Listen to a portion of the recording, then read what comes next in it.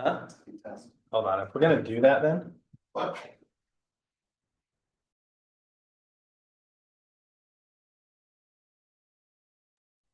test, test. What did you break, Alex? Okay, test it out.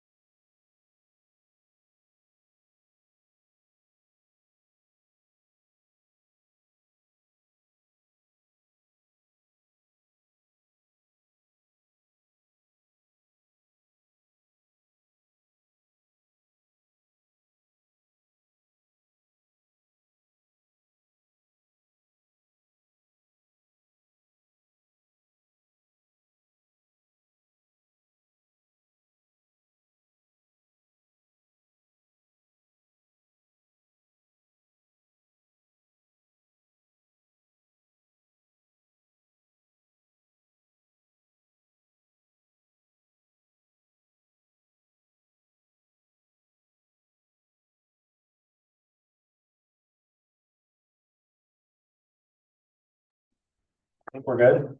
Yep. You ready? We're good. We would like to welcome everyone to the work session of the Cottonwood Heights City Planning Commission meeting, and this is September 4th, 2024. We have a quorum and we have one major item to cover today that we'll cover in the work session, and that's the only business item that we'll be covering as well. A little bit of housekeeping, and we'll turn the time over to Mike Johnson to present, and we'll have some discussion. I've got something I might want to supplement or recommend that isn't necessarily in the packet for discussion, but let's hear. And Mike and I have talked about it a little bit, so I want you to hear kind of as a jump off point, kind of where we're starting from. Thank you. I think what I'll do is start with the city ordinance. Might be easiest to walk through, and then I can go to what's in your packet, which was kind of the red line recommendation that that we're making. This text amendment comes about from just ongoing practical applications of residents doing work on their homes and running into this requirement, and us seeing this come up enough times where we kind of looked internally and said, why do we have this standard here? What is it achieving? Can we modify it to better meet its its intention? The standard is in our sensitive lands ordinance zone, and it's just one provision under development standards and controls. There's this section here, development standards and controls, contains a bunch of requirements that typically apply in any sensitive lands development project. There are other chapters in here that say if you're in a slope area, you need to do a slope stability analysis. There are chapters that say if you're in a fault hazard zone, you have to trench and do those reports. And each individual hazard has specific requirements and study recommendations. This isn't modifying any of that. And I do also want to note that this particular provision was not modified or amended, at least substantially, when we just did our recent sensitive lands ordinance amendment. This provision was in the ordinance before. It wasn't really touched as part of that more comprehensive amendment, and it's still in there today. How it reads, it's a standard regarding impervious surface in a development. And it's on the screen here. I'll just read it. It's a little small to see. The total maximum allowable coverage by impervious material within the sensitive lands portion of a project shall not exceed 30% of the area of those sensitive lands. Areas of roofs and private driveways will be estimated and included in the total impervious surface area. Public trails will not be included in that calculation. And then there's this addition that says in areas where hazards can be mitigated through reduction in surface water infiltration, the maximum allowable coverage by impervious material shall follow the recommendations of an approved geotechnical report. So what this basically says is anywhere you have a project that is within sensitive lands, any of the sensitive lands, and that's probably about a third of the city that's covered by one sensitive lands hazard or another, whether it be steep slopes or fault lines or groundwater or floodplain. When we get a permit or a development application, we run it through this chapter and this impervious surface standard. Where we've been seeing this impact the most applications is actually west of Highland Drive in the areas that have high groundwater or are in floodplains. We've seen recently a lot of homes come in and propose, say a sunroom addition or a minor garage addition or a detached structure or something. And it pushes them over 30% total impervious surface for their lot, or their house is already over 30% before they even make an application. So they get this item as a correction. And they say, okay, well, what do I do? I'm already over 30. We don't tell them exactly what to do other than, hey, you have to get it down below 30. Oftentimes what we see is removal of patios or conversion of walkways, patio, driveway areas into like pervious paver material that can absorb water. This came up enough times and very regularly, especially recently, that we talked internally with the Development Review Committee staff, which includes the city engineer and the Public Works Department and Stormwater and everyone that's kind of involved in the review of these technical hazard areas, and kind of asked, hey, what do we think the purpose of this provision is? There's this line in here also that's a little confusing to me where it says areas of roofs and private driveways will be estimated and included in the total impervious surface area. Well, on a building permit, we know we don't have to estimate, we know the exact area. That tells me this might have been originally intended as a subdivision level requirement, when a large chunk of land is being entitled. That being said, we couldn't come up with a good answer as to why this standard exists so broadly in the ordinance and why it was fairly disproportionately impacting areas where it's not a portion of a lot that's in sensitive lands. It's a whole area of the city that's in a floodplain zone. So you can't really get out of that sensitive land. It's not like the back half of it is a hillside. And as long as you stay away from the hillside, then you can avoid this requirement. It also runs into some incompatibilities with our lot coverage standards. In our R18 zone, our typical single family zone, the lot coverage maximum is 50%. And that's building footprint only. You can, by code, if you're not in sensitive lands, if you're just following R18 standards, you can build, buildings can be 50% of the area of your home. That goes down for our rural residential zones that are typically a half acre and larger. It's a 30% standard at that point. But there were just some inconsistencies and enough questions where we didn't know exactly why this was being applied so broadly that we decided to kind of look into it a little further. Is there a similar standard outside of the sensitive lands, an impervious No. surface standard at all? It's a sensitive lands specific standard. Now we have certain ordinances that touch on impervious surface. Like if you're going to build a new park strip or retrofit your park strip, you can use a certain amount of hardscape and a certain amount of impervious surface. So I guess in that sense, there's some guidelines, but nothing on an actual, parcel or development lot. We have the park strip standards and then this. What we've proposed, I'll stop sharing here and switch gears.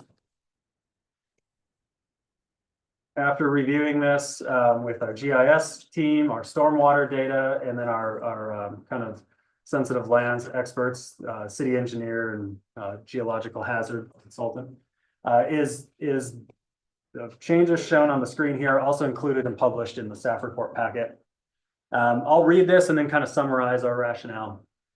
Basically, we are now proposing that it read the total maximum allowable coverage by impervious materials within portions of a project that contain a slope stability hazard shall not exceed 30% of the area where the slope stability hazard is present. Public trails will not be included in the total impervious surface area. And then if proposed impervious surface coverage exceeds 30% in slope stability hazard areas, the applicant shall be responsible for providing on-site stormwater retention for all runoff generated by the portions of impervious surface that exceed 30%. Analysis and calculation of that excess runoff generated and the amount of retention required shall be submitted in a geotechnical report and approved by the DRC. In having conversations with staff and city engineer, the public works department and the stormwater manager with the city, we kind of determined that of any sensitive lands area, the last place you want to focus water runoff, and runoff is changed and retention patterns are changed when you put impervious surface down, it directs water a certain way. It is on sensitive hillsides, steep hillsides. You run into erosion, you run into slope stability issues with stability being compromised. You see these issues, North Salt Lake, Draper, these are the big ones that kind of make the news. Runoff contributes to weakened slope stability. We analyze all the other hazard areas. Fault setbacks are largely mitigated just by distance away from the fault. Even in groundwater areas, the groundwater levels are high. If you have impervious surface, it doesn't make the overall water table higher or lower at this, if we're following our lot coverage standards. It directs it in certain ways, but doesn't significantly impact, any city issue. But where it was kind of agreed upon that this standard is still good to have is in slope stability areas. So that's why we've proposed to refine this so that it only applies to areas that contain a slope stability hazard. I will also note that areas with steep slopes typically require a slope stability analysis to be done separately in another portion of the code. And sometimes those studies will include specific recommendations that say, hey, all water drainage needs to be drained away from the slope. Giverny, the subdivision, is a good example of that. There's some lots there on the ridge. They had slope stability reports that said any water runoff, if you have a slope roof towards the back of your house, you got to catch that and put it in a pond away from the slope or bring it to the front of the house. Those requirements can still be imposed per the recommendations of geotech reports. But say it's just a slope and there's no special recommendation, we are just saying if you're within a slope stability hazard area, that 30% impervious surface standard will remain in place, sort of, but you can go above that if you retain the excess runoff on site in an approved manner. In doing this, we also reviewed 30% and just kind of asked, hey, where did we get 30% from? Did they pull this number out of the air years ago, or where did this kind of come from? So to do that, we ran, and I think this was included in your packet, an analysis of the average impervious surface, which we calculated when the city imposed a stormwater fee of all residential lots in the city. What we found is in smaller lot areas, your R18, R16 zones, impervious surface on average is higher. It's at 40 to 50%. And then it goes down as you get into the larger lots, which is to be expected. But the average is right around 30%. So we felt good at leaving that average at 30% and saying, on average, that's the amount of impervious surface that was used to generate the stormwater fee in that whole program. So it's reasonable to say, hey, if you're generating more runoff than that average, retain that on site in an approved manner for a report and approval by the DRC. So that's a quick summary of what we're proposing and kind of why. Turning back to you for questions now. So if I have a half acre that's flat, Mhm. this doesn't really affect me at all. I could, It's in the floodplain. If you're in the floodplain, if you're in an area with high groundwater, it would. But it doesn't trigger until you do work that requires a permit, because that's when we review it. And like I said, what we found is a lot of the existing development that's existed, since long before we were a city is already over that 30%. So that anytime anyone's reinvesting in their property, doing addition or a patio or a deck, they run into this issue and they're having to kind of do some creative repaving or landscaping to modify the number to get it down to 30. I think there's a little bit of language that's gonna be tricky to deal with, which is the portions of the impervious surface that exceed 30%. It's hard to know which portions exceed the 30%. Yeah, So for me, I would recommend the change that says retention of all runoff generated by the impervious surface. okay, Which that would include roof and driveway as well, It I would does. assume. it does. So I think that'd be important, especially for larger commercial developments in sensitive land area. Yeah, and we don't have a lot of commercial developments in slope stability hazard areas. We're not gonna run into that a ton, but it can happen. Which coming soon we will. Sure, yeah. The idea is the stormwater system in the city is generally designed based on the fee that was established and how that maintenance program plays out to retain or hold in the city system 30% impervious surface, runoff generated from that. So that's a good point. We can kind of tweak that a little I bit. leave the first 30% the way it is. It's the portions of that exceed 30%, because there is no portion. I mean, you could say, okay, well, it never rains on this portion, and so Sure, there's no water to retain there. yeah, So it just seems like if you want to go above the standard, that's fine, just retain the water. yeah. And that's fine. I think the intention here is we have a general idea of how much runoff 30% impervious surface generates. So we're not looking at, hey, is it that section of the property or this? It's just, hey, if your total impervious surface is 40, you're 10% over what our standard expectation is. So come up with a plan to retain, the projected additional runoff from that extra 10%. But I see what you're saying. In practice, that might be a little tricky. The thought I had was related to, just because we're, our sleds ordinance is so new, I'm hesitant to do a lot with it. I am anxious for us to make sure we don't walk back the riparian side of things. So I'd like to leave the riparian restriction untouched in terms of any exception to impervious surface. Yeah, and I did look into this. I can Yeah. pull up that code and kind of show you what's in place, because I think there is language in there already that addresses a lot of these questions, but you know, we can read through that and then kind of Great. discuss. So we have, as you remember, the two different riparian areas. One is specific to kind of non-residential or more intense residential development, multifamily, commercial zones, that kind of thing. PDD is in that one. And then we have another set of standards that applies mainly to our standard single family zones. In the first group, that commercial, more intense usage, we have this use table. I won't go through the whole thing, but it does say area A, which is 50 feet from top of bank. A new primary structure is not allowed, nor is new impermeable accessory structures. Deck, patio, sport court, swimming pool, driveway. So that within 50 feet already, that would not be permitted. And then things like stairs, landscape walls, paths, other things that could be impervious are allowed, but they're allowed with review. And then one of these subsections here, 2D, I believe, says area A must be covered with a minimum of 50% landscaping, except in the case of a trail. So there are some standards in place there that do pretty strictly limit how much impervious surface can be in that most sensitive area adjacent to the top of the bank. That being said, happy to discuss this further.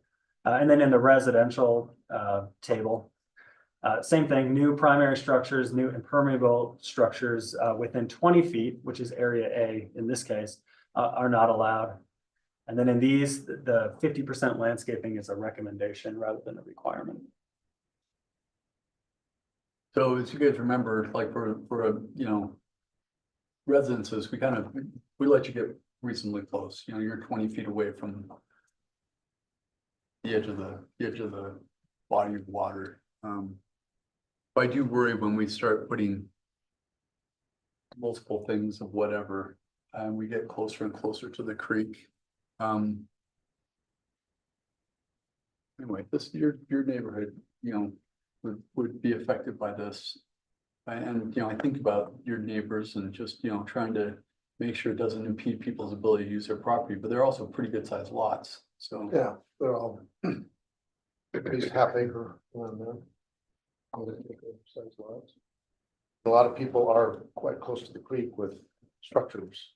And obviously the stuff that's there is grandfathered in, but I mean And these standards, this in residential zones, the 20-foot kind of restrictions, that's the same standards that are already in place with Salt Lake County Flood Control. We've just kind of mirrored their requirements. But again, it does specifically address primary structures and impermeable accessory structures, which are in practice the two most common things we see that trigger the review of the impervious surface requirement are already called out as being regulated by the current riparian standards. So whether you want to add more of that or not is up to you, but there is coverage there today.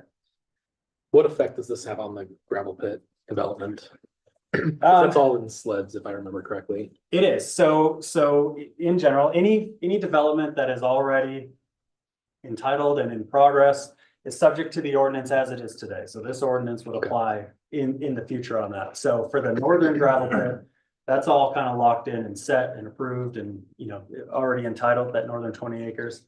For the larger piece, they would have to go through the sensitive lands analysis and, you know, identify the extent of all these hazards. Certainly there's slope stability hazards on that site, but, you know, they're going to be kind of contained to that hillside. And a lot of the mitigation is going to be dependent on their slope stability studies.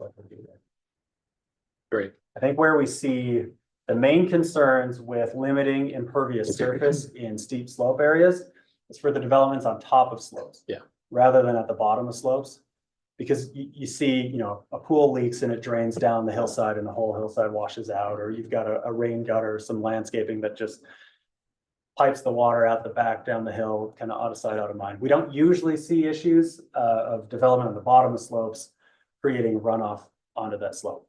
Could happen, but usually it's the top of slopes that are more sensitive.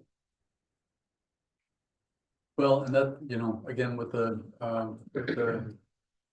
old mill development, when if we contemplate concentrating lots of whatever goes in there, where is the water gonna go?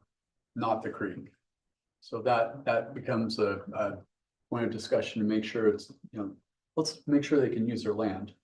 To make sure that it's not unbuildable, but what in terms of impermeable structures is reasonable to have and what distance from the creek? It's an interesting point. A lot of stormwater does dump into the creek. Am I wrong about that? No, you're No, for sure. And I would guess that would be no different up there. That you're gonna, the permissible discharge is often gonna find its way to the creek. That's just where it goes. So, drainage plans are regulated by stormwater, laws from the state on down, and then we have a stormwater manager that looks at it. So there are acceptable levels of discharge, and it's subject to, if it's a county, waterway facility, it's subject to their review, and sometimes the Army Corps of Engineers and FEMA, everyone kind of looks at it. But I think it's accurate to say that discharge is allowed, within creek areas, as long as it, filtered and regulated. It's and, So yeah, it's limited. designed that way. Right. I mean, in my neighborhood, it goes right down the street into the drain. and then into pumps the- right into the And then creek. straight into the creek. And But I I would- can watch ducks go into the grate, come out into the creek. I may venture a guess what's allowed today might be different than, a lot of Yeah. what we see, out there today, but I think that's accurate. And I don't think what we're proposing modifies that standard at all. This is just, this impervious surface number, the hard cap on it that we see today. So I'm a bit confused. Sure.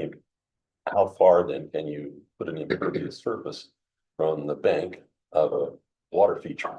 To 20 feet or 50 feet? Depends on what zone you're in. If you're a commercial development, the way that the code reads, again, we're not proposing to modify this today, it's 50. If you're in a residential area, it's 20. Okay, so would a subdivision be a commercial? Depends Under on those the, rules? depends on the zoning district it's in. So it completely depends on if it's a typical R18 subdivision, like most of the neighborhoods in the city, not that we have land to build out huge R18 subdivisions, then it's gonna fall under the 20-foot standard, because that's a residential development. And that again matches the Salt Lake County flood control standards. If it's a commercial development, big multifamily building, something like that, then it's gonna be that more restrictive 50-foot standard. Okay, so then if you, as a residential, you could put a pool within 20 feet? No, so swimming pools. That was 50, as I recall. No, well, again, the 20 to 50 feet is zoning dependent. So for If it's- commercial zones, it's If 50. it's residential, If it's residential, it's 20. So what the riparian code says is in residential areas, a new primary structure, and then a new impermeable accessory structure, deck, patio, sport court, swimming pool, or driveway is not allowed within 20 feet of the top of the bank.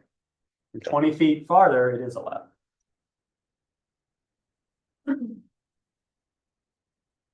I'm still comfortable with what we did with the riparian, just we're talking this out. Yeah, and again, we're not proposing to modify that, and to your question, we looked at it, and I do think there's still reasonable standards in that riparian table that I don't think this proposed amendment is causing any unintended consequences there. Yeah, that was my question, is I don't want us to, if we're changing the impervious surface guideline, I don't want it to unintentionally gut the riparian standards we put together with a lot of thought. I believe with Commissioner Shelton's modifications, I feel pretty comfortable with this ultimately. Other clarifications? Other thoughts or ideas? I'm sensitive to the fact that when we put a number like 30% of the area, somebody with a smaller lot that happens to buy in an area of the city that just doesn't have very big lots and just wants to add a little bit of something that's actually going to improve a lot, is really being penalized right now. So I love the idea of giving somebody a little bit more flexibility in the name of property rights, as long as we're not going to harm their neighbors and, you know. Any unintended consequences you guys are seeing or thoughts? I guess the one question is the geotechnical report the correct type of report for this? Or are there some additional water studies that we should potentially clarify? Because I know geotech would be primarily finding fault and other type of soil structure Yeah. issues. Yeah, good question. I don't know if that's the right type of report that would be able to provide the appropriate information for this. The geotechnical language is fairly general in SLEDs. A geologic hazard study is a, fault related issue. We defined geotechnical.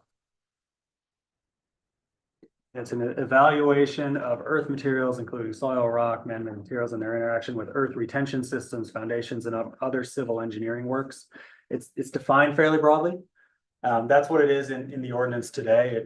It says, geotechnical study is needed to justify if additional impervious surface affects, the drainage on a lot. That being said, we can clarify, it's a drainage report by a qualified engineer, something like that. I think we probably would want to do that just because geotech is incredibly broad and this is a very specific type of reporting that, Sure. Geotech, I mean, that can cost anywhere from $7,000 to $20,000 depending on the site. Where this might be a $1,500 report from an engineer on a quarter-acre lot. Yep. So it might be more advantageous for us to look at just something a little bit more specific.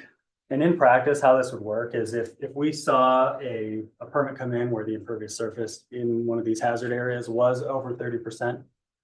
Typically, they'd have to go do a study and they have to take some, ground samples or whatever else. And so we have a scoping meeting to talk, hey, your study needs to have this, it doesn't need to have this. There are guardrails on it, but I think it doesn't hurt to be more specific that this is just a drainage and retention analysis. And that can be a pretty significant expense, speaking from personal experience. A few years back when we had a lot of flooding issues, 10 or 15 years ago, they put a bunch of boulders on the other side of the creek. And in the middle of the night, water was pushed my way and started to erode my property. I decided I needed to do something to protect my property, so I made arrangements to reinforce the riverbank. And then was informed that I needed to have some kind of an engineering study done, which was about $20,000. Yeah. I mean, that's stunning. Well, and I mean, when that you might call not up an be big money to engineer, you, you but say, it- hey, I need a geotech. And then they're gonna give you this broad study that, 10% of that study Is is relevant. actually relevant to this. The Right. other is relevant to. I'm getting paid a lot. Exactly. So I think that just for, with attainable housing and affordable housing being an issue in the Salt Lake County and Utah in general. Yeah. When you throw $20,000 at a report, that has to come back somewhere. Yeah. So No, that's good. I was helping retain water on that creek 15 years ago. Oh, were you? So yeah. We might be talking about the same thing. And Yep. I never did find out, whoever put the boulders on the other side to push the water in my direction. I don't know that there was any discussion or accountability with that, That but was the reason they did it in the middle of the night. yeah. Was They there weren't quiet about it. Yeah. It was, Hey, we're always here. Do you feel like, Mike, do you feel like you have the information? Let's say that you don't like the study, the DRC looks at it and decides that it's not approved. In terms of other parts of the code, in terms of the operation for the DRC, do you guys feel comfortable that it's codified sufficiently in terms of if you turn away a study and say, we find that study insufficient or lacking, and here's the recourse if you choose, or Yeah, so there's language for a qualified professional, that can do these studies, so we do that already. And then we, honestly, looking at retention and how you retain on site, we have a lot of standards in place, because we look at grading and drainage plans for, new developments all over the place, and your retention area has to be calculated to be a certain size to accommodate projected runoff. So this level of analysis is pretty common in development. got it. And we've got standards that say, okay, it needs to discharge at a certain rate. it can't all flush down immediately into the system and it needs to retain this much for this long. So I feel good that we've got, codes got what you and need. systems in place to administer this. Any other clarifications or thoughts? All right, that's it. There's just one more item on the work session agenda. Great. So I can just jump into that Yep, quick. The please. city council is interested in holding a joint work session to discuss the form-based code. The commission obviously recommended approval of that already. It's been introduced to the council in a work session. Some of the council members asked a few questions about it, and so we're responding to those right now. We'll go back just to the council to talk about those questions in, I believe, mid-October. And they were interested in targeting like a late October, I think October 29th is the date they threw out to hold a joint work session with the council and planning commission, so they can kind of get your perspective on it and kind of understand your experience in reviewing that form-based code. Because it spent a lot of time at planning commission. So, I don't need an answer today, but just wanted to put that out there. I can follow up with an email. October 29th is a date that they were eyeing, but if there are other dates that work, just respond to the email and let me know what works best, and we'll try to get that scheduled. All I've got. Great. You guys, anybody have any definite conflicts with October 29th? Would that be at 5 p.m.? It's to be determined, but probably in that, in that timeframe. Council work sessions right now start at 4, but that's a night that there's not normally a council meeting, so I think 4 to 7, somewhere in there. But definitely not the whole time. I'm good after 5 that day. I'll send an email out to the commission.